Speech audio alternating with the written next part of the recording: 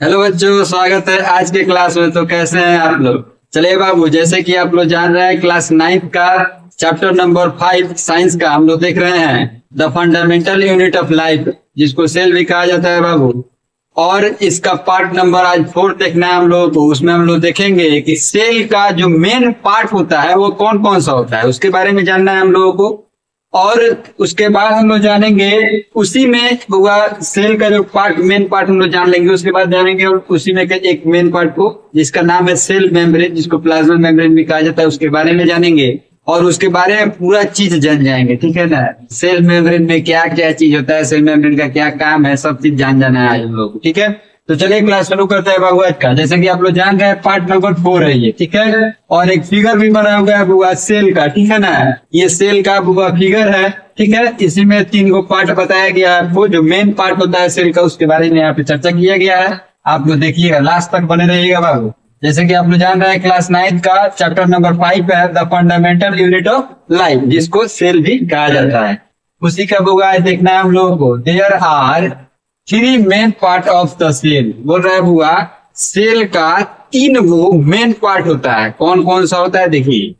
तो पहिलका को बोलते हैं हम लोग सेल मेम्ब्रेन, जिसको प्लाज्मा मेम्ब्रेन भी कहा जाता है। पहिलका को क्या बोलते हैं बुआ? तो सेल मेम्ब्रेन, जिसको प्लाज्मा मेम्ब्रेन भी कहा जाता है। दूसरा मेन पार्ट क्या है बुआ? तो न्यूक्लियस। क्या है? न्यूक्लियस, ठीक है। और तीसरा मेन पार्ट क्या है? साइटोप्लाज्म। क्या है? साइटोप्लाज्म। अब बुआ ये यहाँ पे फिगर पे समझिए, ठीक है।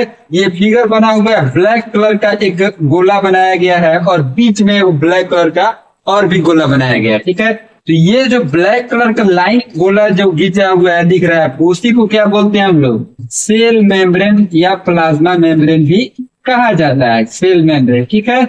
और ये जो बीच वाला पार्ट है, ये बीच वाला ब्लैक वाला पार्ट, इसको क्या बोलते हैं हम लोग? न्यूक्लियस बोला जाता है। क्या बोला जाता है? न्यूक्लियस।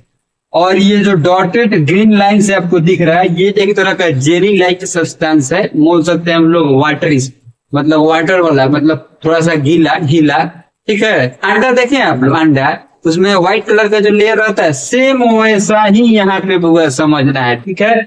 उसी को क्या बोला जाता है? साइटोप्लाज्म बोला जाता है। क्या बोला जाता है बुआ? साइटोप्लाज्म। जैसे कि आप लोग देख लीजिए सेल का फिगर।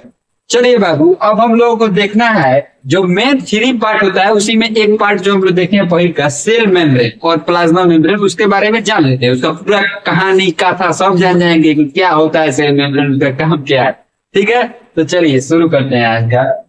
ये सेल मेम्ब्रेन, सेल मेम्ब्रेन के बारे में देखिए। सेल मेम्ब्रेन को ही प्लाज्मा मेम्ब्रेन कहा जाता है, और प्लाज्मा मेम्ब्रेन को ही सेल मेम्ब्रेन कहा जाता है। दोनों को एक ही चीज को कहा जाता है, या ये कंफ्यूज नहीं होइएगा। कहीं कहीं प्लाज्मा मेम्ब्रेन लिख देता है और कहीं कहीं सेल मेम्ब्रेन लिखता है, ठीक है।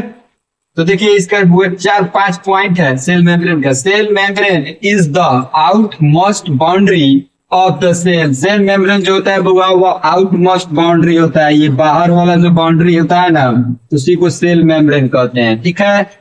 दूसरा नंबर पॉइंट देखिए, cell membrane is also known as plasma membrane. Cell membrane को ही क्या कहा जाता है? प्लाज्मा मेम्ब्रेन भी कहा जाता है। चलिए तीसरा नंबर पॉइंट देखिए, it determines the shape and size of the cell. बोल रहा है बुआ, सेल मेम्ब्रेन ही क्या करता है? सेल का शेप और साइज डिटरमाइन करता है कि सेल का जो शेप है वो ओव्यूल है, या इरेगुलर है, या क्यूबॉइडल है, या और भी बहुत सारा शेप होता है। जो जो चीज आपके मन में आ रहा होगा ना शेप के बारे में, वो सब आकार होता है सेल का, ठीक है। तो चलिए, ये भी चीज आपको समझ में आ गया होगा। अब वह नेक्स्ट पॉइंट देखिए सेल मेम्ब्रेन के बारे में। Cell membrane is also known as selectively permeable of cell. बोल रहा है बुआ, सेल मेम्ब्रेन को एक और चीज के नाम से भी जाना जाता है, सिलेक्टिव परमिएबल के नाम से, ठीक है। क्यों जाना जाता है? Because it allow only selected material to in and out from the cell. बोल रहा है बुआ, सिलेक्टिव परमिएबल इसको इसलिए कहा जाता है सेल मेम्ब्रेन को, क्योंकि यह बुआ बहुत मतलब कम ऐसा चीज है जिसको अंदर जाने का अनुमति देता है, यानी कि सेल मेम्ब्रेन से अंदर जाने का अनुमति देता है, और सेल मेम्ब्रेन से मतलब सेल के अंदर से बाहर आने का अनुमति देता है। बहुत ऐसा कम चीज है, ठीक है।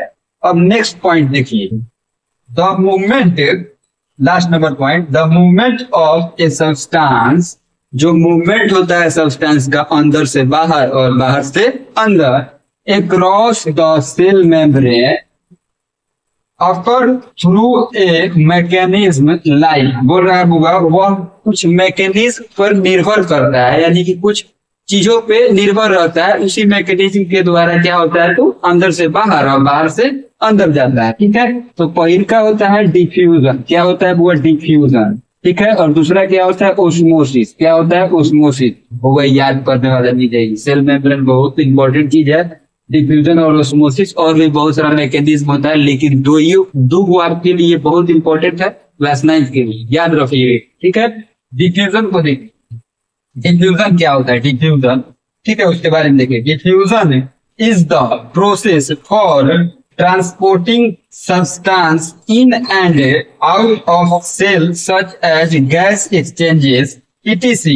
It's occur in all living organism. बोल रहा है हुआ डिफ्यूजन वह प्रोसेस होता है, वह माध्यम होता है जिसके माध्यम से वह सेल से कोई भी गैसियस एक्सचेंज, मान लीजिए ऑक्सीजन गया तो कार्बन डाइऑक्साइड उससे बाहर आएगा। ठीक है, और मान लीजिए मतलब कोई और गैसेस गया अंदर, उसके जाने के बाद में अंदर से कुछ गैस जो बाहर आया, वह प्रोसेस किस प्रोसेस में होता है, वह कहाँ पे होता है, डिफ्यूजन में होता है। ठीक है, चलिए समझ में आ गया होगा। ओस्मोसिस के बारे में देखिए, osmosis is the movement of water.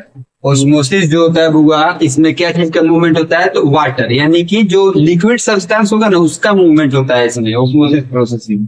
और एनी अदर सॉल्वेंट, मतलब और भी बहुत सारा सॉल्वेंट, जितने भी मतलब लिक्विड वाला सब्सटेंस होगा ना सब का, from a region of higher concentration to a region of lower water concentration. बोल रहा है हुआ हायर कॉन्सेंट्रेशन से लोअर कॉन्सेंट्रेशन में जाता है। ठीक है, यानी कि अगर अंदर से बाहर आ रहा है तो पूरा हाई लेवल से आएगा। ठीक है, तभी उसको क्या करेगा, बाहर निकल पाएगा। ठीक है ना, और लोअर कॉन्सेंट्रेशन में जा पाता है। ठीक है, हायर कॉन्सेंट्रेशन से लोअर कॉन्सेंट्रेशन, अगर बाहर से कोई चीज को अंदर जाना है तो वह भी क्या जाएगा, तो हायर कॉन्सेंट्रेशन में नहीं जाएगा। ठीक है, वह किस प्रोसेस में होता है, वो तो ओस्मोसिस में होता है। चलिए आज के क्लास में यही हम लोग जाने सेल मेम्ब्रेन के बारे में पूरा, कल जानेंगे हम लोग न्यूक्लियस के बारे में पूरा, और कल न्यूक्लियस के बारे में पूरा जानेंगे हम लोग, न्यूक्लियस का पूरा डायग्राम विग्राम देखेंगे अच्छा से। ठीक है, आज सेल का डायग्राम देख लिया हम लोग। ठीक है ना, चलिए तो आज की क्लास यहीं पे खत्म होता है बाबू।